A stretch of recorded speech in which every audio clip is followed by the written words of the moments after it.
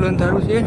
મને ખાલી રસ્તાની આ વ્હાઇટ પટ્ટી જ દેખાય છે, એટલે તમને કંઈ બતાવી તો નહીં શકું.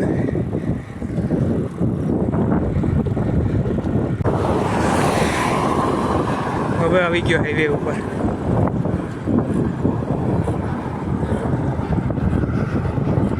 હા, પહેલાં હાઈવે ઉપર જ હતો, પણ પહેલાં લાઇટ નથી. આ બ્રિજ આવ્યો એટલે લાઇટ આવી હવે.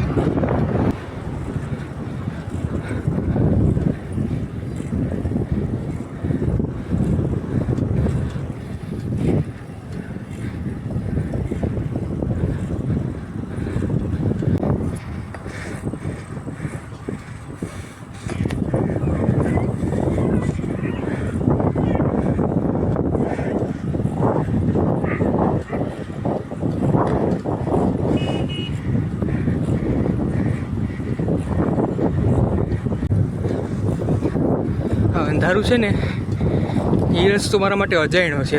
રસ્તો અજાણ્યો નથી, પણ કોઈ ખાડા આવે ને તો ખબર નથી પડતી, એટલે ત્યાં મોબાઈલ નથી કાઢતો. જ્યાં લાઇટ આવે ત્યાં જ મોબાઈલ કાઢું છું. એવી બ્રિજ છે, પહેલાં ચડાવી લઉં. આ ગામ આવી ગયું. આ ગામ મારા ઘરથી 12 કિલોમીટર દૂર છે. હવે પાછો ઘરે જાય છે એટલે 25 કિલોમીટરની રાઈડ થાય મારી.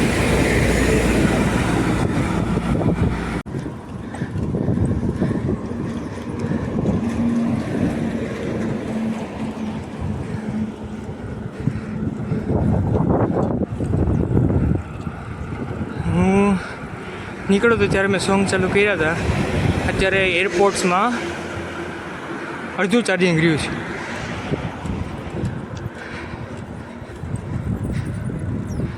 ક્યારેક ટાઈમ આપીને કહીશ કે આટલી રાઈડમાં મારે કેટલો ટાઈમ લાગ્યો.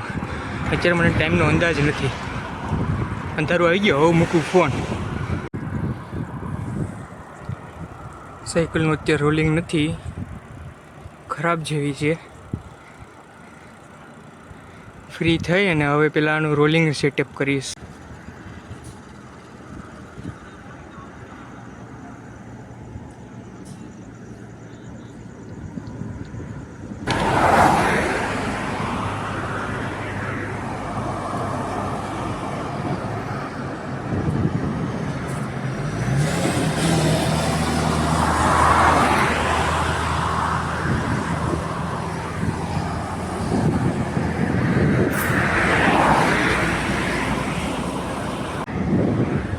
Disco van.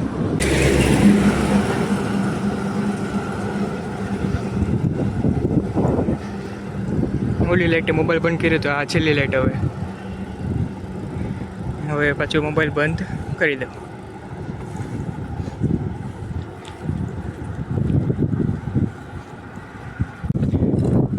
ઉનાળામાં જ્યારે આવતો ને ત્યારે આ જે પહેલી લાઇટ આવે છે ને, ત્યાં બેસીને હું નાસ્તો બાસ્તો કરતો, રેસ્ટ લેતો. જે અહીંયા બતાવું, અહીંયા આ લાઇટ બે.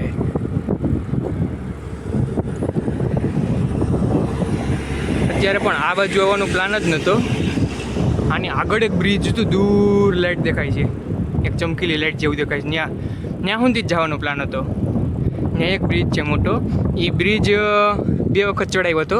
2 વખત ચડાવી અને પાછું ઘરે વહી જવું હતું. પણ પછી યાદ આવ્યું કે, યાદ તો નહીં પણ મહેસૂસ થયું કે ભાઈ થાક નથી લાગ્યો મને, અને નાળિયેર પાણી પણ હતું, એટલે જઈએ.